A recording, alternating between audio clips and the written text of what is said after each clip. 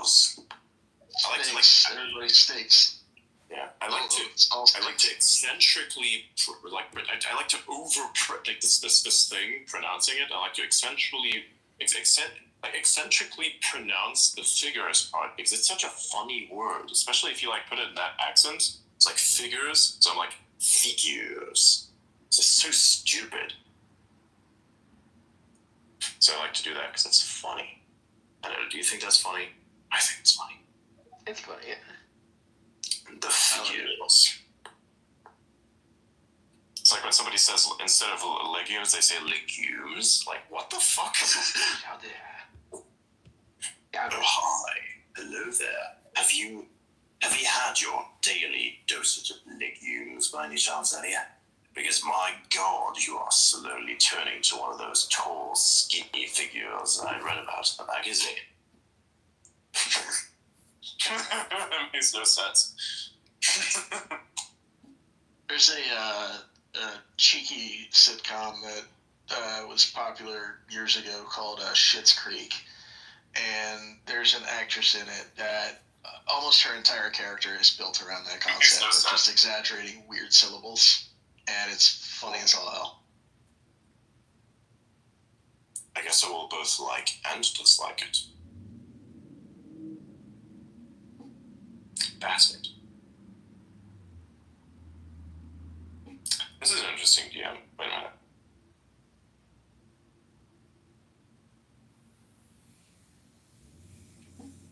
You know, it's an interesting thing where I said something about suffering, like that defines you, does something good for you, in a sense.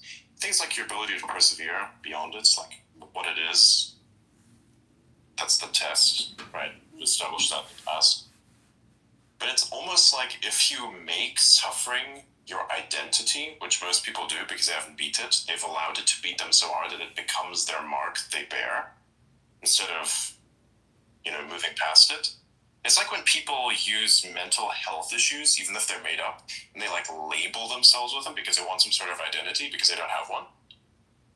Which is terrible, right? I'm not trying to roast people and just say that. Right? I want, if somebody has this issue, to identify them and be like, let's get a different identity, right? You could actually get one. You could choose it, or you can embrace yourself. Now, but you first have to have some principles. But it's kind of like this problem where people are looking for an identity, they don't have one, so then they just choose suffering, and they just become their suffering, right? They never move past it. They continue to complain about it endlessly. The sad fact of the matter is that is accessible and easy, and I think that's why people choose it. Mm-hmm. It is great. No effort. It's universal. You just have it for free. Requires no effort, no work. I could lament to no end the shit that I've gone through and the way that I've beat it, but it's at some point it lost its meaning because you got bigger things now. You beat these things. It's great. Sometimes I talk about it, but I hardly do, because it doesn't really, its victory defines me, not the suffering itself. So, there are moments of little victory in between there on the journey. But realistically, if you live in it too much, you basically are a victim of the Hegel slave-master dialectic. Dialectic is, but you are both the slave and the master in all the wrong ways. And you don't even know it. Actually, everybody's both slave and master. The escape hatch for that is all the way back to the conversation we were having when Meadow was still on, talking about being in the present. It's truly, one of the ways that you escape that trap is by not living in the past and lamenting what's behind you, and also not looking so far out in the future that you're full of anxiety. Just exist. Just be present in the moment that you're in, and don't sweat what happened in the past. Don't sweat what's coming in the future. And it's pretty easy to get out of that shit. But you do still need to have some kind of identity to anchor to along the way. You need a future. That's a part. You need a future. Most people that have that, actually, but not one that you can see. And to be stuck in the present, you have to have something that you can kind of latch onto and continue with, even though you don't see that what's ahead of you. It's I think the chaos really that we've experienced is a fog of war, And not many people see anything in a fog of war. Maybe you have some lines, maybe you have the ability to clear some of it. That's the tip. But you're just kind of holding on to various lines and pulling it forward. You're just hoping not to be bullets and shit. So, in the fog of war, I think it's like sort of kind of cleared for quite a long period of time. I think for at least half a decade, we will have time and we will have a future to look forward to and one to dread, actually. Right? Because economically, I think things will improve worldwide for the next couple of years. If we are in the good timeline, which I hope we are, we're going to have half a decade of really good stuff. And then, of course, the reverberations from that point onward for the next couple decades ahead beyond that point. We are in the good timeline if we all choose to be in the good timeline. I'm a firm believer, and I have no true objective evidence to support this, but manifestation's a real goddamn thing. And yes, people have to choose to do better things. I mean, you can decide to not do anything. People don't understand the saying, you can't in fact just do things. Well, you can't do things, just hope they're the right ones, right? Like, what is the path you want to take? Okay, make your way there. See if you can do it. I think we're on that path. Yep. I think it'd be quite good if we stayed a good course. But we're going to have to keep our eyes out and not lose sight of what's going on. I think over the last,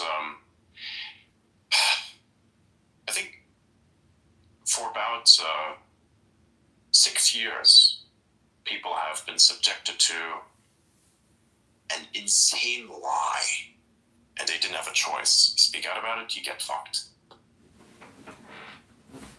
And now you have the freedom to speak out about it. Like for instance, look at COVID as a great example. They subjugated people. And there's still some fucking insane people out there. Mentally ill. I wouldn't say insane. I would say mentally ill people that believe this shit is still real, and the threat that they term it based on data that's been verifiably proven false. And the virus is definitely real. It definitely also came out of a lab, but the threat is not real. The threat is non-existent. Like, what these people don't understand is they want to harp on about virology, but they don't understand that the problem with viruses is the very deadly ones are actually shit viruses, because they're not good at being the thing that they're designed to be, which is viral. What good is a virus if it kills the host?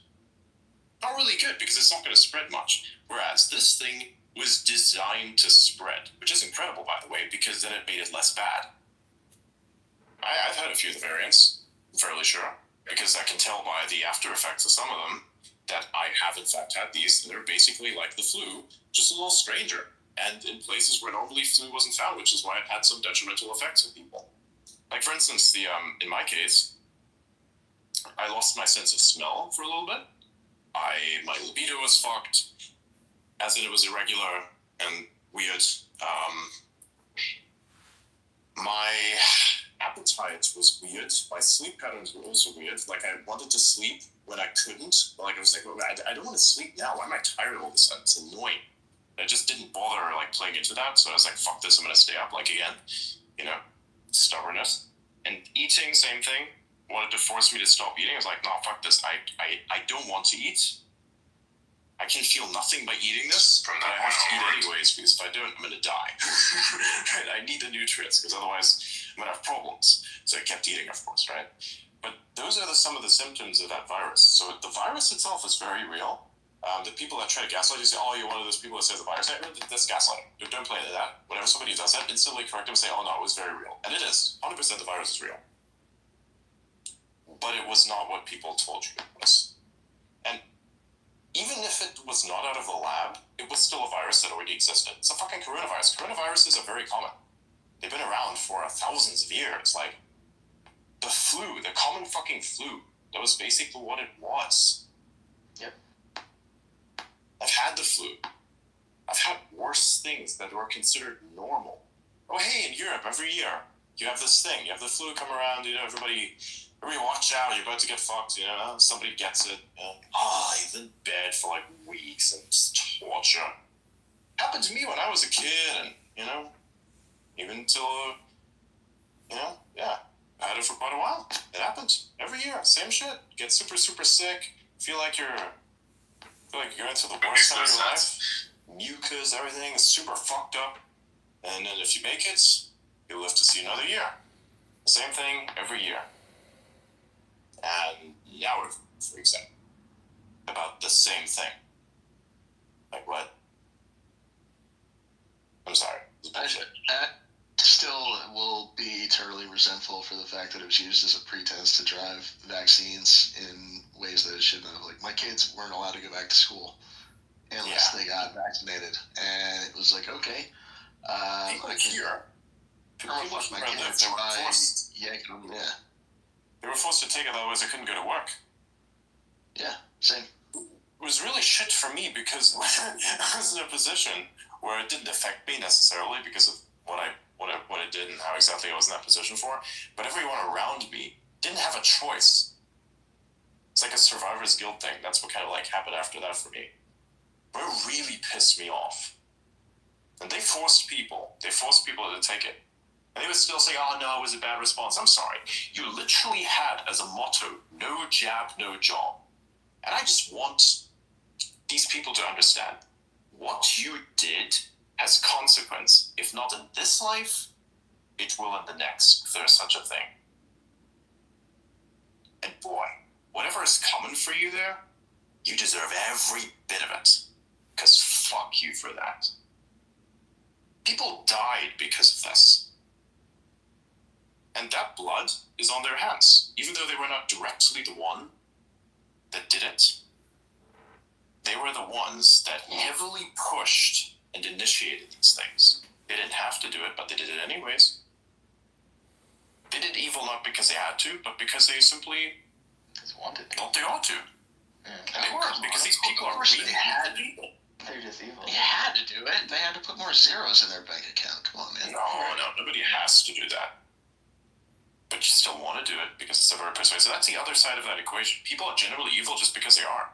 Because there's not, like, look, what people don't understand like that is, what good is your money when the world is on fire? Think about it. Like on an island, imagine you have, at the end of all of this, you have all your money, but now you're on a deserted island, right? Imagine that. You're a fiat cash. Guess what? Your $1 million is worth almost nothing other than the fire it can produce to sustain you. Puts things into perspective, doesn't it? Was it ever really worth it? Right? Was it ever worth it to set the world on fire until there was nothing left at all? That's the thing that they don't understand, because they always have this promise of a system existing, which is why I find that very fascinating. But either way, they forced people to take this thing. Like, hey, look, I would have not had any problem with any of these people whatsoever if they'd gone about it in the correct way. As in, hey, there's this virus that we think is super fucking dangerous. Here's the solution. You can take it. But you can also not take it if you'd like. That would have been fine. However, they decided we're going to force everyone to take it because nobody trusts it. Or even if they did, it's not going to be enough to meet the quota. So they made everybody take it. And then they bullied you. Remember what they said. Remember what they said about all these people. You the unvaccinated are the problem. You're the problem. You're the ones that are gonna make your grandmother die. Ugh, you pathetic fucking freaks. That was like transmitted to everyone, everywhere, and forced. It's like when you're under a authoritarian regime, like socialist Germany, and you have your neighbor who for no reason dobs you in. They're just fucking snitches on you for nothing. They don't get a reward for this because you're fucking socialism, right? But you still snitched on your neighbor because you could. And it's funny because that probably even persists to this day. Oh hey, I accidentally killed this bug, which is on the protected species list, even though that shouldn't be the case because it's a fucking invasive piece of shit. But it is, because bureaucrats are gonna bureaucrat. And then the neighbor, instead of doing the logical thing, be like, happens, I hate these things too. Dobs in and says, hey, this guy killed one of the super protected bugs. Ooh. They're not gonna get any monetary reward, they're gonna get nothing. fucking the authorities are gonna forget them 10 minutes after this. We have a little paperwork and it's finished. Why did you do that? Main pop, man. That's why they're doing it. It's they just feel powerful, and they get to feel morally superior to somebody else. They get to elevate themselves in their own mind over someone else, and they get to feel power. That's what they did. That's what they did. And it's actually interesting because in places where people were less resistant to, like say they had land, for instance, right? And they had farms. These people are extremely resistant to certain types of programming. Like they didn't care. Because, they have a very specific understanding of the world that hasn't failed them, because if they had the wrong one, then it would fail them. They wouldn't really have much of an existence of any kind. By that token, in the cities it was a little different, because their entire existence was defined by who they listened to or who they didn't listen to, and that they more so had to listen to a figure of authority because they were already in the system. If they did not, they couldn't function within that system properly. So even that authority at the time had merit, and taking it, instructions from that authority and not questioning it also had merit, until it didn't, of course. And in those places specifically, had instances like, for instance, one time, somebody told me this story, when peak COVID happened, they tried to get everybody to be vaccinated, came to their property, their gate, and they tried to get everybody to be vaccinated. Now, you didn't have an option. You did have an option. Be real. No. They said, you must, you will, all these kinds of words, which are completely incorrect from a legal perspective. You must and you will. Without stating what was actually the truth. And these are the quote-unquote doctors. They're not real doctors, they're fake. You took an oath to heal people. And forcing experimental medication into people, that then leads to those people being damaged as a result, as you break that oath. And while you may not necessarily experience legal consequences, there are consequences. So, they did that, try to force people, their authority, and then it turns out it was all bullshit. They even tried to do it with me. The only thing is, I'm a person who's bored, so I listen when people talk. I listen very well. I yap, surely I do, but when I don't yap, and I listen the most, that is where I'm most effective in any equation. So they did the same treatment with me, except that I paid attention to what they were saying and remembered it very well. And then I was able to evade certain types of things that otherwise I would have had to deal with if I wasn't aware of the context of what my rights were. Got fucking damn lucky. Remembering. Holy shit. We got so lucky, we could have all been fucked. We would have all been quarantined if it didn't later, right? Holy fuck, it was a crazy time. Legitimately felt like you were about to be put in jail for a crime that that wasn't even a crime. You didn't even have, commit a crime. You just decided, hey, you didn't want to deal with this specific thing over here because you knew the signs from your own perspective. And you still had to comply with certain rules, but the enforcers were egotistical maniacs. So it's like you had to play that game very specifically. That was crazy. I remember feeling like looking in my mirrors and whatnot, maybe a month and a half, 2 months into, when things first happened and everything started getting locked down. Just going over to a friend's house with a couple other people, and we would just meet there to play board games. And it's a half-hour drive from where I live. I'm seeing cops, and I had a lie prepared, ready to go in my head. I'm like, no, I'm on my way to work, and it's out here, and here's what I do, and here's why it's I forget what the hell are they even using, critical or fundamental services. Essential. Yes, essential. Yeah. It's no, I'm an essential worker. I'm on my way to a data center.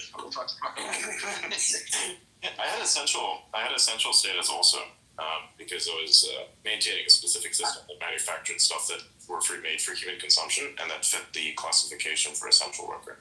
well, wasn't an essential worker, I was essential personnel, because in my function of what I did and how I do things technically has me do various things that lead to a very specific bureaucratic state that is very accurate and true to what I do, that then led to a very specific designation as well. Also, I'm weird about these things. So, yeah, I was able to... But to your point, it was shitty that for just the act of leaving your house and getting in your car to go to somebody's private residence is like, you feel like I just robbed a bank and I'm trying to get away. It's insane. You didn't do anything wrong. Like, that's the worst part. You did nothing wrong. And the issue is non-existence. Over here was even worse. They forced people to wear masks inside of the fucking car. And they had police checkpoints where they check for the documentation whether or not you were an essential.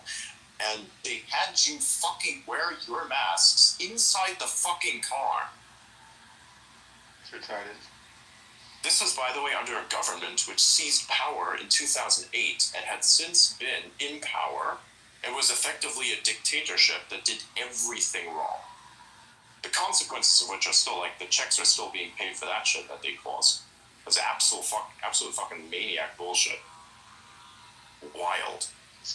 Crazy. I remember kind of similar stuff where... whenever somebody shills for a dictatorship, I'm going to be like, no, you don't understand. I've lived under one. You don't want that. Trust me, you don't want that. And if you do want that, you're a retard, you should shut the fuck up and not say anything ever until you change that fucking stupid ass opinion of yours. Because as a person who's lived under that kind of shit, I can tell you, you don't want it. I remember the mask in the car stuff, going to get groceries from the grocery store. It was when Instacart first came out and started to become popular. It's like, oh, well, this is how you do it. And if you were like not wearing your mask in the driver's seat, using your button in the front open and the hatch on the back, like the people would not put groceries in your car. They'd freak the fuck out. They like tap on your window, like your closed window, and like point at your face and point at their mask and like signal, put your mask on, sir. It's like, you're nowhere near me. There's nothing going on in my car. Like, just put the groceries in the bag. Please don't be stupid. Oh my god, yeah. I remember that too. We had a different iteration of that. It's kind of funny because a lot of the arrangements kind of were used beneficially. So, for instance, like the act of like getting packages delivered, right?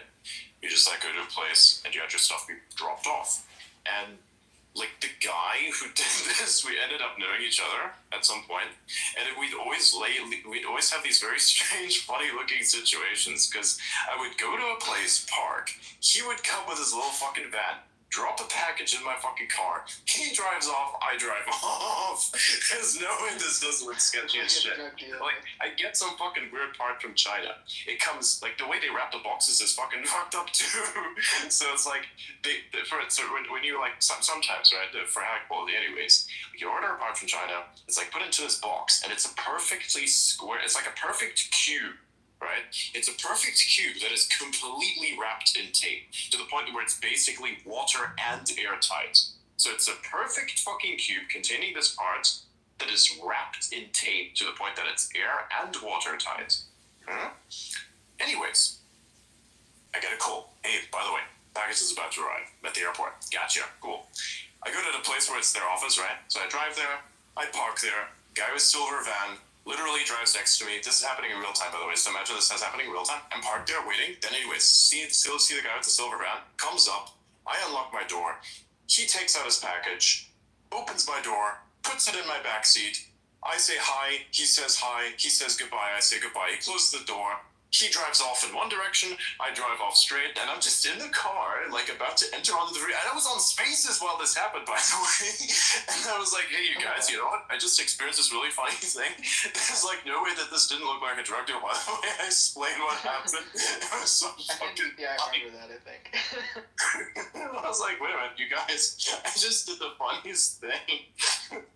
Again, that self-awareness mode where I realized, you know, what did this just look like exactly? Perfectly fucking cubed package at the back seat. Like a kilo of something. So stupid.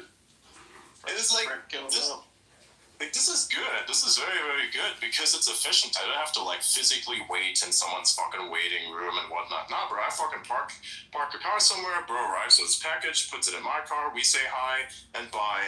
He closes the door. I drive off. He drive off. I'm like, wait a minute.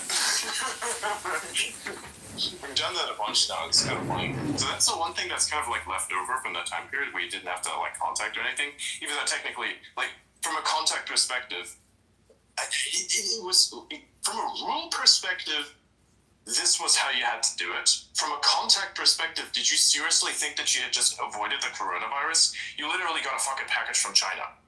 I'm sorry, really? And then you had this guy who has to interact with all these fucking packages and such. This dude literally touches your fucking car, your door handle, puts the package in there, doesn't have gloves on because what the fuck are you gonna do? Your delivery trip, you know? Anyways, I'm at home. I touch the same fucking door handle. I touch the same fucking package.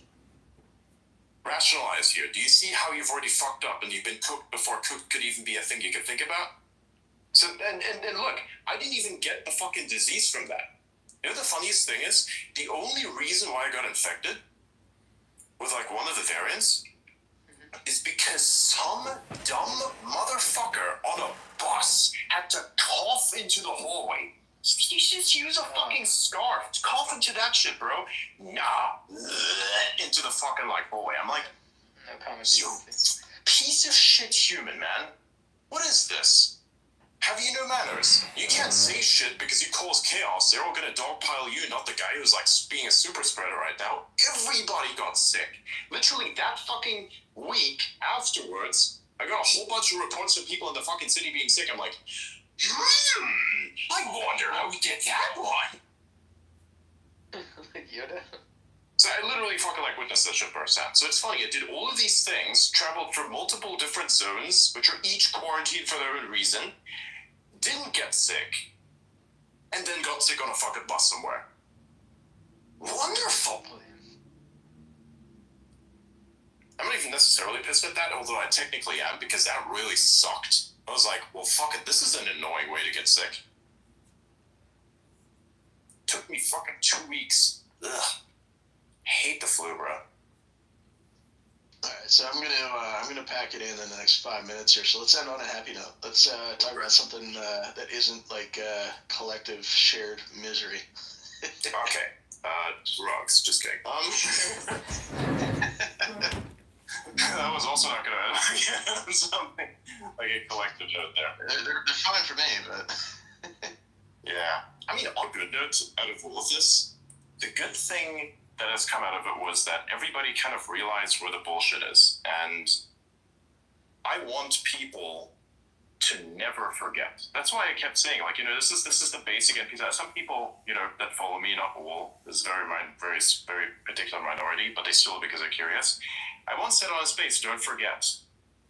Like, or to be like, you know, remember. Just remember. It's like, remember what? Everything. Remember what is critical. You know? The beautiful thing about being autistic is the fact that you're somewhat immune to memory holding. You just, like, hold on to shit. Remember, what these people say, oh, you gotta forgive this. No. There's some things you can forgive. There's others you cannot.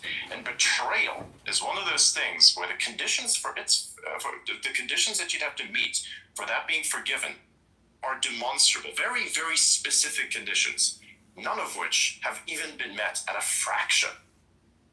Nothing's here yet. There's no forgiveness, nor shall there ever be given forgiveness for this specific thing, unless there's accountability. Once accountability has been brought forth, and everybody's taken accountability for their actions, actual apologies, actual admission of guilt, once that has all happened, then we can forgive, but we shall never forget.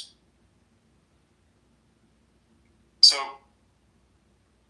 part of that point was even after the election had ended, and I realized there was going to be this thing where everybody would, like, dogpile at each other. Because, you know, wow, we won. You'd even been oppressed for, like, 4 years. Now finally a victory. Do you really want to press the other side, you know? And you're right. It'd be right to do so, even, to a certain extent. Because why not? They did it to you. But then, you know, an eye for an eye leaves the world blind. So, I decided to do the funniest thing. Go on Alex Jones. And I said one thing. I was like, hey, Adrian, Alex is asking Adrian, what would be one thing? You know, let's imagine you could transmit a message to the rest of the world. You know, I said, don't be afraid. Don't be afraid. Yeah. And don't be vengeful. I think to a certain degree you could. There's merit. But at large, just realize you're still dealing with people. And quite a lot of them were just doing their job. And even with like all of the shit that was happening, some of these people, their conscience was broken. And they wanted to say something. But they really couldn't. They weren't in the position because the system that they were in forced them not to do so. And I mean, what would you rather have? You know, the person with a bad conscience dealing with you, or the person with a good one, albeit a broken one? You choose on that front. But I think by and large, now people just have their eyes open and they can see for the first time. And it's amazing. From the very institutions themselves, you begin to see how all trust has been lost in them. The majority really now has flipped. I think that's amazing. That's a beautiful thing. I am so happy that that's a thing. I'm so happy that so many people actually see what's going on. Europe still has a long way to go on that because for most of the world, and especially for America, the inverse of America, that's what Europe is now. So they got a lot of work to do to improve. And we're like, oh no, what do you mean? We got such an amazing culture. You have no culture. You have a fucking dying ass economy. Improve yourselves. And they need to hear that. People need to hear that. It's good. They're working on it in pockets. I think they're struggling because the systems are so deeply entrenched because they were doing it for longer. But I think they're going to get there, and I think Trump is going to force a lot of it. And I agree with you completely. I think it's a good thing, and I think a lot of people are waking up. And the good news for Europe and other nations is you can't stop the internet. Yep. Look at the Trump White House, right? Look at the Trump White House.